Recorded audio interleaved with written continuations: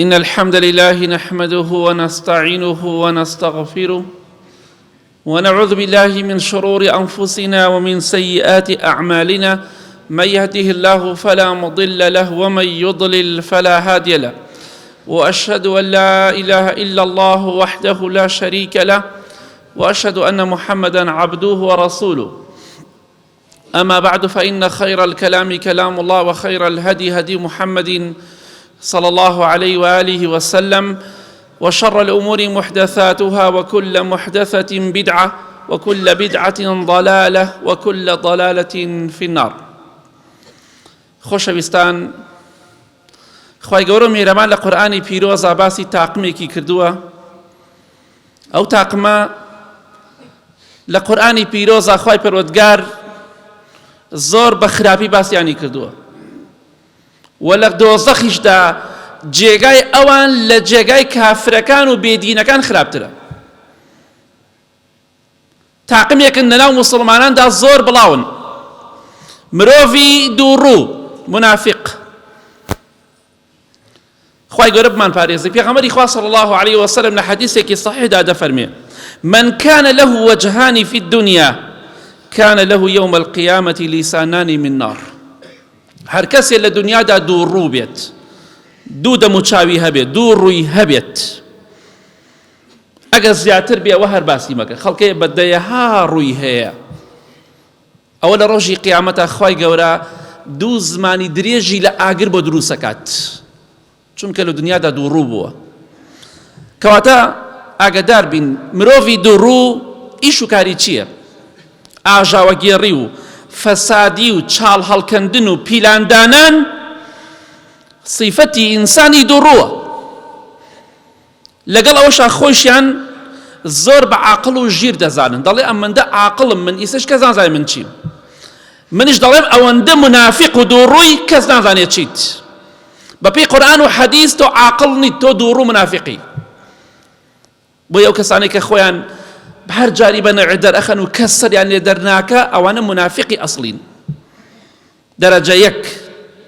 کەواتە مەڵێ من عاقڵ و تێگەشت و کەس نازانێ من چیم. ناو کۆمەلگا من چەند کەس ناسم، هیچ کەسێک نازانێ فکری چییە، بیر و باوەڕی چییە، چییە چی نییە، هیچ نازانی، چونکە هەر جاری بە نەوعی خۆی گۆڕێ. ئەوانە منافقی دەرەجە یەکن، خالیص تەواو سەد منافق. پەنا بەخوای گەورە وەکو کردەوە. تەماشا دەکەی ئیشیان چییە؟ منافق بوختیان بۆ خەڵک دروست دەکەن، باوەڕیان بە بوختیان و درۆ زۆر هەیە. تەماشا دەکەی عایشەی دایکی ئیماندارانیان لەکەدار کرد، وەڵا عایشە زینای کردووە پەنا بەخوای گەورە. مەبەستیان چی بوو؟ مەبەستیان ئەو بوو شەرەف و کەرامەت و ڕێزی پێغەمبەری خوا صلی الله عليه وسلم لەکەدار بکەن، لە ڕێی خێزانەکەی و لەکەداری بکەن. بۆیە منافق چاڵ هەڵەکەنێ، پیلان دائەنێ، ئاژاوە و کێشە دروست دەکات، ئەڕواتە هەر ماڵێکەوە ئەو ماڵە پڕەکا لە کێشە و مشکیلە. چونکە خوای گەورە دەفەرمێ: ئەلا ئینەهم هم المفسدون. ئەوانە فاسدن. منافق صیفەتی تایە ئاژاوەگێڕی دروست دەکات، فەسادی، نێوان ژن و پیاو تێکەدا، نێوان برا تێکەدا، نێوان خوشک تێکەدا، دایک و مناڵ لە یەک جیا دەکاتەوە، ئامۆزا و پورزا و خزم لە یەک جیا دەکاتەوە. تە ژنەیە پیاوە، ئەو منافق، صیفەتی منافقی تێدایە. خوای گەورە لە شەڕی ئەو کەسانە بمان پارێزێ. دەست لە ملتەکە، دەستەکاتە ملت، بەس سوێن بەخوا بۆی بگونجێت جەرگ تەبڕێت. تۆ نازانی ڕوویەکی لای تۆ یەک بەدمەترێ لێ دوورکەوتەوە، چووە ئەو شوێنێکی تر کە نەیبینی ڕوویەکی تری هەیە، دەڕاتە شوێنێکی تر ڕوویەکی تری هەیە. ئەمانە لە ڕۆژی قیامەتە پێغەمبەری خوا فەرمی صلی الله عليه وسلم خوای گەورە دوو زمانی درێژیان لە ئاگر بۆ دروست دەکات، بەس بۆی تەعزیبی خوا بچێژن، چونکە لە دنیادا دووڕوو بوون. خۆشەویستی خوا فەرمی صلی الله عليه وسلم هەر کەسێ لە دنیادا دوو ڕووی هەبێ، خوای گەورە لە ڕۆژی قیامەتە دوو زمانی لە ئاگر بۆ دروست دەکات، لیسانانی من نار، بەس لە ئاگر. ئەو ئاگرە بەردەوام ئەو زمانە دەسووتێ و تەعزیبی ئەو ئینسانەدا، چونکە لە دنیادا بۆ هۆی عەزاب بۆ خەڵکی، بۆ هۆی ناڕەحەتی و کێشە و مشکلە بۆ خەڵکی. تەماشا دەکەی خەڵکانێک هەن خۆیان بە دۆستی ڕاستەقینەی تۆ ئەزانن، بەڵام لە پاش ملەش دوژمنی تۆن، یعنی فڵان کەس ئاوای دەربارەی من وت بەڵێ تەمان ئەو کەسێکی کە قسە دەهێنێ کەسێکی دوو زمانە بەڵام مەبەستمان چییە لێرەدا تەماشا دەکەی لە پاشملە بە شێوەیەکی تر باس دەکات بەرەو ڕۆژ بە قوربان دەبێت ئەمە سیاسەتی ئینسانی منافق ئەمە سیاسەتەکەیەتی ئەمە پیشەیەتی تۆ ڕاست دەکەی تۆش ڕاست دەکەی تۆش ڕاست دەکەی جاروێشە هیچیان ڕاست ناکەن بە هەموو کەس دەڵێ چاک بەرەو ڕوو بەڵام لە پاشملە بە هەموو کەسێک دەڵێ خراپ بەڵام خۆی لە هەموو کەس خراپترە ئەوە سیاسەتیانە بە هەموو کەسێک دەڵێن تۆ ڕاست دەکەی ئەگەر لەسەر حەق بێ لەسەر ناحەق بێ بنا بەخوای گەورە بۆیە منافق لە ڕۆژی قیامەتە خوای گەورە دەفەرمێ إن المنافقين في الدرك الأسفل من النار منافقەکان لە ڕۆژی قیامەتە لە بنکڕی دۆزەخدان چۆن ئەڵێ بنی دۆزەخ بنەکەی چۆن برنجێک شتێکی بنکڕەکەی هەیە بنی دۆزەخ منافقی تایە پەنا بەخوای گەورە کەواتە زۆر خوای گەورە عەزابیان ئەدات بەڕێزم گەر هاوڕێتی مرۆڤی دووڕوت کرد ئەو کەسانی کە دووڕوون ئەگەر هاوڕێتیانت کرد چاوەڕێی هەموو شکستێکی گەورە بکە چاوەڕێی هەموو دۆڕانێک بکە چاوەڕێی هەموو بەدبەختی و نەهامەتیەک بکە چونکە هاوڕێکەت برادەرەکەت دووڕووە کەواتە ئەگەداری خۆت بە مرۆڤی دووڕوو نەڵێ من کەسێکی عاقڵ و ژیرم خەڵکیم چاواشە کردووە مەڵێ نێوان دوو کەسم تێکدا و نەیانزانی منم خوا دەزانێت تۆی ئەوە گرنگە خوای گەورە دەزانێت تۆ ئاژاوەگێڕی تۆ فەسادی لە ڕۆژی قیامەتیشە خوا محاسەبەی تۆ دەکات نەک من نەک ئەو کەسێک کێشە و مشکلت بە دروست کردووە کەواتە دڵخۆش مەبە یەومە تubla السەرائر ڕۆژێک دێت هەرچی نهێنی هەیە هەمووی ئاشکرا دەبێت لای خوای پەروەردگار ئاشکرایە بەڵام لای خەڵکی ئاشکرا دەبێت لە ڕۆژی قیامەتە هیچ نهێنیەک نامێنێ کەواتە ئینسانی منافق پەنا بەخوای گەورە دۆڕاوە ئەوەشی هاوڕێتی بکە لە دۆڕاوی و شکستی زیاتر هیچ شتێک بەشی نییە خۆشەویستی خوا فەرمێ صلی الله عليه وسلم هەر کەسێک لە دنیادا دوو ڕووی هەبێت لە قیامەتە خوای گەورە دوو زمانی لە ئاگر بۆ دروست دەکات کەواتە خۆت لە دووڕی بپارێزە بڕۆ لە تۆڕە کۆمەڵایەتەکان یا لە کتابەکانە بنووسە سیفەتەکانی مرۆڤی دووڕوو چییە بیخوێنەوە بزانە کامی لە تۆدا هەیە خۆت بپارێزە بۆی لە ڕۆژی قیامەتە دوو زمانی ئاگر بۆ دروست نەکرێ زۆر شتێکی ناشرینە دوو زمان مرۆڤ ئەگە دوو زمانی هەبێ زۆر شتێ ناشرینە خوای گەورە دەیەوێت فەزحیکە دەیەوێت کەرامەت و ڕێزی بۆ نەهێڵێ بۆی دوو زمانی بۆ دروست دەکات چونکە مرۆڤ یەک زمانی هەیە بەڵام کە بۆ دوو زمان شتێکی زۆر ناشرینە وەکو هەندێک دڕندەی لێ دێت کەواتە ئاگاداری خۆت بە سبحان الله ڕەنگی سپی لەگەڵ ڕەش لە یەک جیا دەکەیتەوە ئەم جلە ڕەشە دەزانم ڕەشە ئەمەش سپیە دەزانم سپیە بەڵام کێشەکە لە چیدایە کێشە و گرفت ئەوەیە منافقەکان خۆڵەمێشین نەڕەشن نەسپین جا خۆڵەمێشی ڕەش و سپی هەرتوی خۆی پێشانەدات ئەوەیە هەموو کەسێک ناتوانێت لە یەکیان جاکاتەوە لەوانەیە بۆ ماوەیەکی زۆر ئەم جا بۆتە ڕوون بێتەوە کە ئەمە پەنا بەخوای گەورە ئینسانێکی خراپە چونکە ئەو ڕەش نییە بە تەواوەتی سپیش نییە خۆڵەمێشیە جیاکردنەوەی زۆر زەحمەتە بەڵام خوای گەورە عالەمێکیە منافق و ئیماندارە ڕۆژێک ئیمامی حوزەیفە ڕەزای خوای لێ بێ دانیشت بوو کە سەحابی پێغەمبەری خوایە صلی الله عليه وسلم پیاوێک خەمبار بوو بێتاقەت بوو داخلە دڵ بوو فەرمووی خوایە گیان اللهم أهلك المنافقين خوایە هەرچی منافق و دووڕۆ هەمووی لەناوبەری چونکە ژیانیان لە ئێمە تێکداوە ژیانیان لە خەڵکی تێکداوە خوایە ئەوەی دووڕوو منافقە لە ناوی بەریت ئیمامی حوزەیفە ڕەزای خوای لێ بێ کە هەرچی منافقی هەیە پێغەمبەری خوا صلی الله علیه و سلم پێی تۆ فڵان و فڵان منافقە هەموو نهێنیەکانی لایەکە کێ منافقە لەناو ئەو موسڵمانانە کە ناو سەحابە خوایان حەشاردا بوو فەرمووی برازاکەم ئەو تۆ چی دەڵێی ستوێن بەخوا ئەگەر منافق نەمێنێ خوا منافقەکان لەناو بەرێت سوێن بەخوا بە هەر کۆڵانێکا بڕۆی بە هەر جادەیەکا بڕۆی بە هەر شوێنێکا بڕۆی کەس نابینی کەس نامێنێ ئەمە لە سەدەمی کیا لە سەردەمی سەحابە و تابعینە ئەگەر خوا منافق لەناو بەرێ لە کۆڵانەکانە خۆت بە غەریب بەزانی چونکە کەس بە دەرەوە نەما لە بازاڕەکانە خەڵ نەما ئەیبێ ئەمڕۆ چۆن بێت ئەوە مشکیلەکەی ئەم خۆڵەمێشیە زۆر خەتەرە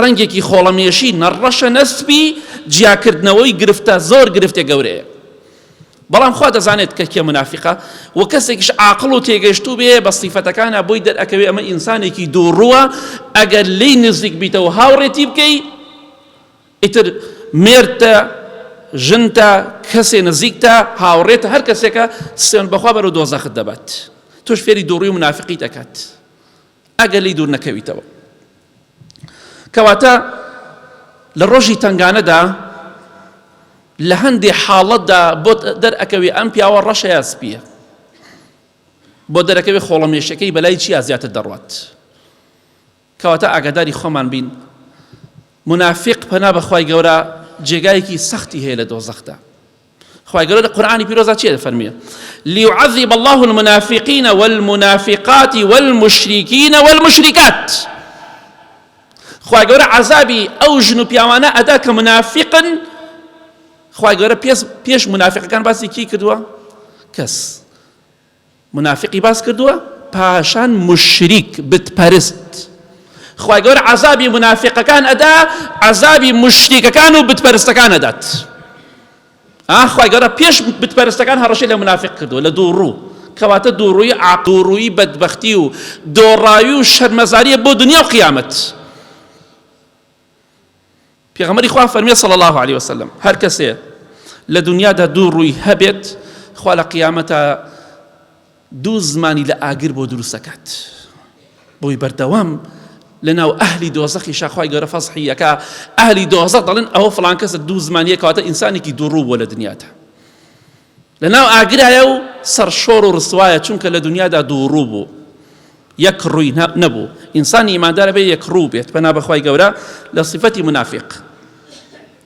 منافق چی دەکا لە پاشملە زەمت دەکا بەرەو ڕوویش مەدحت دەکا مەدحی تۆ دەکا بەرەو ڕوو بەڵام کاتێکیش لی بزر بووی بە جۆرە باست دەکا ئەوەی گوێی لەو قسانە بێت دوو لە ڕێبەرەستان تفت لێکە ئی باشە تۆ لەمە پێش تۆز لەمە پێش مەدحی منت کرد بە چاکە باسی منت کرد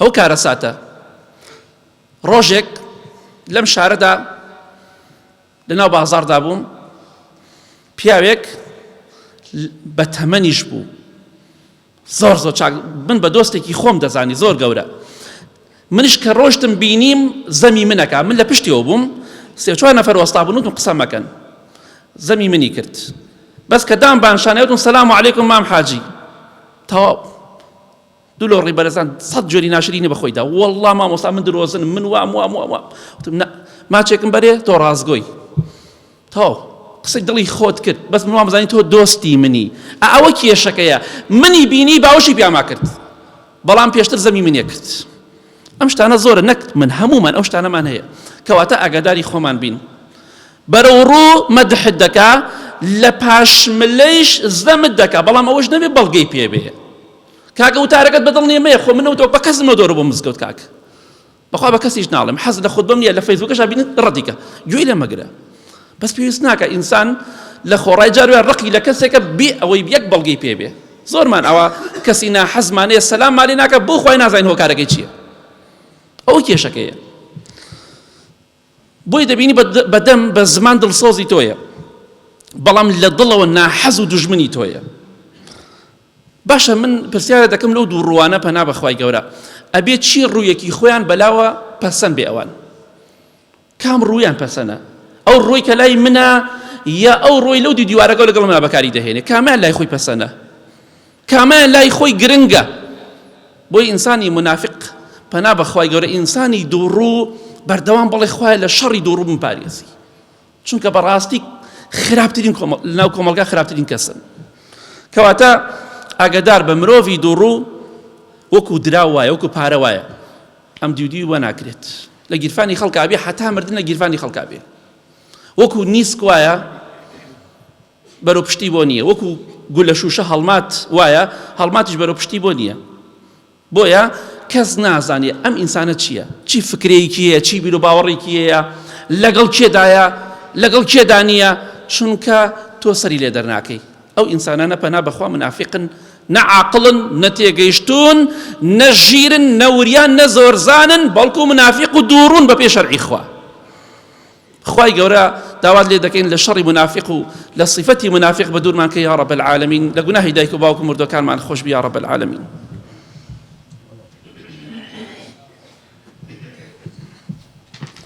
الحمد لله والصلاة والسلام على رسول الله وعلى آله وصحبه ومن والاه. خۆشەویستی خوا صلی الله عليه وسلم دەفەرمێ هەر کەسێ لە دنیادا دوو ڕووی هەبێت، خوای گەورە لە قیامەتە دوو زمانی لە ئاگر بۆ دروست ئەکات لەناو دۆزەخدا. ئەمە خۆی نەخۆشیە، دوو ڕووی نەخۆشیە، بەڵام نەخۆشیەکە کۆنتڕۆڵ و چارەسەر ناکرێت ئیلا بە تۆبە نەبێت. خوای گەورە دەفەرمێ فی قلوبهم مرض فزادهم الله مرضا. ئەوان لە دڵیانە نەخۆشی هەیە منافقەکان، خوای گەورەش بەهۆی تاوانەکانیان ڕۆژ بە ڕۆژ نەخۆشیەکەی دڵیان زیاد ئەکات.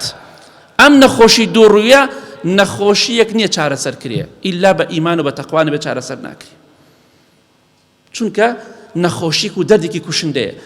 هیوایەتی ئەوەیە بینی خەڵکی تێکدا، هیوایەتی ئەوەیە خەڵکی لە ئاژاوە کێشا بێ، هیوایەتی ئەوەی خەڵکی گوناه و تاوان کە، ئاواتی ئەوەی حەیای خەڵکی بەرێ، باسی خەڵکی بە خراپە بکە.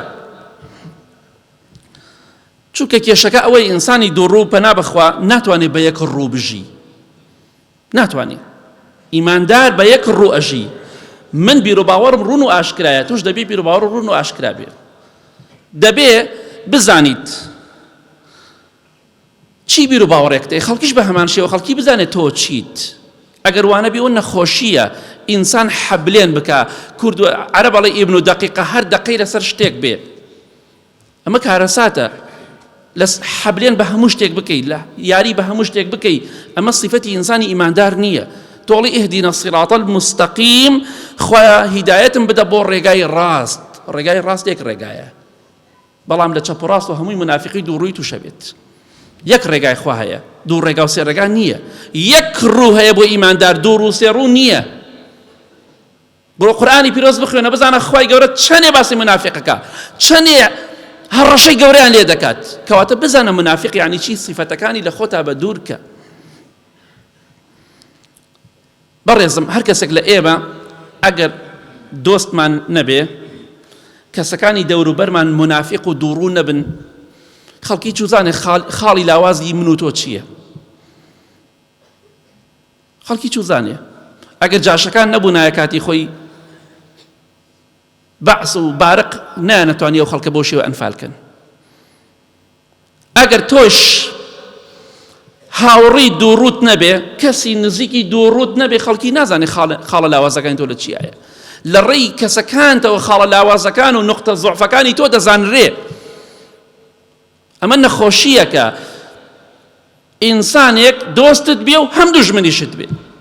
ئەمانە پێویستیان بەوەیە لە دینی خوا شارەزایان کەی، پێویستیان بەوەیە لە دەروریان تەواو نیەت، نەفسیان تەواو نییە بە هیچ جۆرێک، وەڵڵا تەواو نین، چونکە بە شێوەیەک دەژین خۆشیان نامرتاحن. پێغەمبەری خوا صلی الله عليه وسلم کاتێکە دەفەرمێ من کان له وجهان في الدنيا، هەر کەسێ دوو ڕووی هەبێ لە دنیادا، خوای گەورە لە ڕۆژی قیامەتە دوو زمانی لە ئاگر بۆ دروستەکە. بۆچی وا دەفەرمێت؟ چونکە مرۆڤی دووڕوو خراپترین مرۆڤ لەسەر زەویە، چونکە زەرەر و زیانیان زۆر گەورەیە. با بە خۆشیان بڵێن عاقڵ و زۆرزان، تێگەیشت و سیاسی، نازانم چی. پێغەمبەری خوا فەرمێ صلی الله عليه وسلم دەبینی تجدو من شر الناس ذا الوجهين الذي يأتي هؤلاء بوجه وهؤلاء بوجه. دەبینیت خراپترین مرۆڤ، شەڕترین مرۆڤ ئەو مرۆڤەیە کە دوو ڕووی هەیە. لای مرۆڤێک بە شێوەیەکە، لای مرۆڤەکەی تر بە شێوەیەکی ترە. لای تۆ دەڵێ تۆ ڕاستەکەی، لای ئەوە کە دەڵێ وەڵا فڵان کەس ڕاست ناکە. ئەمە دوو ڕووە، ئەمە شەڕ الناس، خراپترین مرۆڤ مرۆڤی دوو ڕووە. لای هەر کەسێک بێ ئەو کەسە چۆنی وێ ئاوایە. ئەمە خراپترین مرۆڤن. بۆیە پێغەمبەری خوا فەرمێ صلی الله عليه وسلم ئەوانە دوو زمانی ئاگریان بۆ دروستەکرێ ئەمڕۆ بەداخەوە و پێشتریش بە هەمان شێوە قەیرانی مرۆڤی یەکڕووە. ئیمامی مالیکی کوڕی دینار کە تابعینە سەحابەی بینیوە ڕەحمەتی خوای لێ بێ ئەفەرمێ وەڵڵاهی ئەگەر خوای گەورە کلکی لە منافقەکان دەربکردایە منافقەکان کلکیان لێ بڕوایە کلکیان دەربکردایە منافق مرۆڤی منافق کلکی دەربکردایە سوێن بەخوا لەبەر کلکی منافق ڕێگا نەبوو لەسەر هیچ شوێنێکا بڕێتە ڕێوە. ئەمە لە سەدەمی سەحابە و تابعینە. ئەبێ ئەمڕۆ چۆن بێ؟ والله ئەگەر ئێستا منیش قسەکەی ئەو دەکەم والله خوای گەورە بمان پارێزێ ئەگەر منافقەکان کلک دەربکەن سوێن بەخوا نەجادە ڕێگا هەیە بڕۆی نە کۆڵان نە هیچ شوێنێک. ئەوە حەقیقەت و ڕاستیەکە. چونکە ئەم سەحابە و تابعینانە کاتی ئەوە بە ترسناکی باسیەکەن زۆر مشکلە بێ ئینسان ئاگادار بێ. ئیمامی حەسەنی بەسری ڕەحمەتی خوا لێ بێ فەرمووی ئەگەر تەئکید بم لەوەی کە منافق نیم پێم خۆشترە لەوەی پڕی ئەم زەوی ئاڵتونم هەبێ. ئینسانە بێ بترسێ لە منافقی. صفەتی منافق درۆ دەکات وعدە خلافەکە چیەکە تۆ خۆتی دەپارێزە بۆی نەبیتە منافق. حەزی بە سەرکەوتنی مسلمان نییە. حەزی بۆیە ئیسلام لەگەڵیان نەگوجا بە قسەی ناکە ئەمە منافقە. شەرعی خوا لەگەڵیا بوو لەگەڵیایەتی شەرعی خوا دژی بوو دەڵێ نایکەمە شەرعی خوا ئەوە منافقە بەپێی قورئان. بڕۆ سوورەتی نور بخوێنەوە. منافق بزانە چۆنە بەدڵی نەبوو نایکەت بەدڵی بوو دەڵێ ئەمە شەرعی خوایە من ملم لەموو باریترە بۆ شەرعی خوا پرسیارەکە شەرعیش لەگەڵیانە بۆڵێ بن بە شەرعی خوا نایکەم ئەوە منافق ئەوە دووڕۆوە بەپێی قورئانی پیرۆز بە نەسی قورئان. کەواتە ئاگادار بە ئەمڕۆ خەڵکی بەداخەوە خەڵکی دووڕوو زۆر بووە قەیرانی یەکڕوویە خەڵکی وای لێ هاتۆ مرۆڤی مەسلحەچی و دوو لە ڕێبەرستان زمان لووس و ماساوچی زۆر بووە بازاڕیان گەرمە گەرم ئەوەی مەسلحەچی بێ زمان لووس بێ بازاڕی گەرمە ئەوەشی یەکڕوو بێ پێڵەن گێل و نەزان کەسێکی فەقا فلان کەس گێلە نازانێت بەخۆی بژی کورە لە هەر شوێنێک و بخۆت بی بچڕە قەی چێکە لای فلان بڵێ فلان حیزبم لایەکە بڵێ فلان حیزبم ئەی تۆ منافق نەبی منافق هەر نییە. منافق چییە؟ خۆ منافق چوار چاوی نییە هەردوو چاوی هەیە هەردوو گوێ هەیە یەک دەمی هەیە لە دنیادا یەک زمانی هەیە لە دنیادا هەروەکو خۆمان دوو پێ و دوو قاچی هەیە بەڵام چییە ئەوەیە لە هەر شوێنێک و پێی بگرێ بۆی ئەی بچڕێ کاکە من لەگەڵ تۆم ئەڕاتە لای وەڵێ من لەگەڵ تۆم ئەڕاتە لای ئەو کەڵێ لەگەڵ تۆم. ئەوەیە لە قورئانە سورەتی بەقەرە باس کراوە لای کافرە کافرن لای مسلمانە مسلمانن لای بێدینە بێدینن لای علمانیە علمانین لای مسلمانە مسلمانن لای عشایرە عشایرن لای مسەقەفە مسەقەفن لای خراپەکارە خراپەکارن. ئەمە صیفەتی ئینسانی منافق. پەنا بەخوای گەورە پێغەمبەری خوا فەرمێ صلی الله عليه وسلم هەر کەسێک لە دنیادا دوو ڕووی هەبێت خوای گەورە لە قیام بۆ دروست دەکات. بۆیە برای بەڕێزم ئەگەر پرسیارێک دەکرێت لە هەندێک کەس بۆچی هاوڕێتی هەموو کەسێک ناکەی لەوانەیە کەسێک لە ئێمە پرسیارمان لێ بکرێت بۆ هاوڕێتی هەموو کەسێک ناکەن دەڵێن ئێمە تاقەتی مرۆڤی دووڕوومان نییە تاقەتی دووڕوویمان نییە بۆیە هاوڕێتی هەموو کەسێک ناکەین. کەسێک بە دۆستی خۆمانی نەزانین لە دڵەوە خۆشمان نەوێ هاوڕێتی ناکەین سەلام لە هەموو کەسێک دەکەین بەڵام هاوڕێتی هەموو کەسێک ناکەین. هەر کەسێک لە ئێمە دەبێ ئاگادار بێت هەندێک کەسێ هاوڕێتی بکەی بەس زەرەر دەکەی بەس لە خوا دوورت ئەخاتەوە بەس فێری دووڕووی منافقیت دەکا. بۆیە دوو لە ڕێبەڕێستان هاوڕێتی پشیلە بکەی کە ڕەمزی بێوەفاییە لە هاوڕێتی هەندێک مرۆڤی ئەم دنیای باشترە کە هیچ وەفایەکی بۆت نییە دێتە ماڵەکەت تەماحی خێزانەکەت و کچەکەت و خوشکەکەت دەکات نەک بە حەڵاڵی مارەیکات بە حەرامی تەماحی پارە و پولەکەت ئەکا پێی بکرێ پارەکەت ئەخوات حەز ئەکا تۆ زەرەر و زیان بکەی ئەو دەقە دڵخۆشە هاوڕێتە برادەرتە ئەو دەقە دڵخۆش دەڵێ زەرەرم کرد شکستی تۆ بەلای ئەوە زۆر خۆشەویستیە زۆری پێخۆشە بۆی بکرێ وەک مشاری کارەبایی دەتبڕێتەوە بە ئاواتی لە دڵی و ئاواتی چییە شکستی تۆیە دۆڕاندنی تۆیە ئەوە ئاواتی ئەوە کاتێکیش دەبینی ماچ دەکا بەس خۆشتی ناوێ ئەمە کارەسات ماچ دەکات لە دڵەوە خۆشتی ناوێت وەصفت دەکات لە پاشمرێژ وەک باسمان کرد زەمت دەکات کەواتە بەڕێزان دەڵێم لە کۆتاییدا دەڵێم منافق قیامەتی زۆر سەختە خوای گەورە عەزابێکی زۆری بۆ داناوە لە قورئاندا زۆر هەڕەشەی لەکراوە کەواتە بزانە منافق کێ و صیفەتی منافق چییە یەکڕووی بژی بۆی لە ڕۆژی قیامەتا یەک زمانەت هەبێ بڕۆیتە بەهەشتیشەوە ئینشاءالله ئەوەیشی دووڕوو بژی مرۆڤێکی تێنەگەیشتووە عاقڵ نییە ژیر نییە چونکە لە ڕۆژی قیامەتا خۆی بۆ ناو دۆزەخ دەبا لەگەڵ ئەو منافقانە حەشر ئەکرێ کە دژی سەحابە بوون لەگەڵ ئەو منافقانە حەشر ئەکرێ کە بوختیانیان بۆ عایشە کرد کێ پێی خۆشە لەگەڵوانە بژی ئەو مجریمانە کە خوای گەورە قورئانە زۆر بە خراپی باسییان دەکات کەواتە ئەگەدار بە لەگەڵ پێغەمبەری خوادا بژی ساسەم نەک لەگەڵ ڕئیسی منافقەکان عەبدوڵڵای کوڕی ئوبەی سەلول کە بوختیانی بۆ عایشە کرد ڕەزای خوای لێبێ بە یەکڕووی بژی بە یەکڕووی بمری ئینشاءالله دنیا و قیامەتت خۆشبەختیە خەڵکی سیقەت پێ ئەکا بەڵام مرۆڤی دووڕوو لای خەڵکی سیقەی نییە باوەڕ بە ڕاستیەکانیشی نییە هەیە سوێنش بۆ باوەڕی پێ ناکەی چونکە ئەوەنەت ناڕێکی و ناحەقی لێبینیوە اللهم اغفر للمؤمنين والمؤمنات والمسلمين والمسلمات الأحياء منهم والأموات من أهل السنة والجمعة والجماعات يا ربي خواه لصفتي دورو بدور مانكي يا ربي خواه لشر مروفي دورو بدور مانكي خواه يان روجي قيامة لقل پیغمبران وشهيدان وبيوشاكان حشر مان بكي خواه يان همو صفتي منافق ودورو الأيام بدور كي لماني بدور كي يا رب العالمين خواه يان آخر من بخير بجيري آمين آمين آمين وصلى الله على محمد وآله وصحبه أجمعين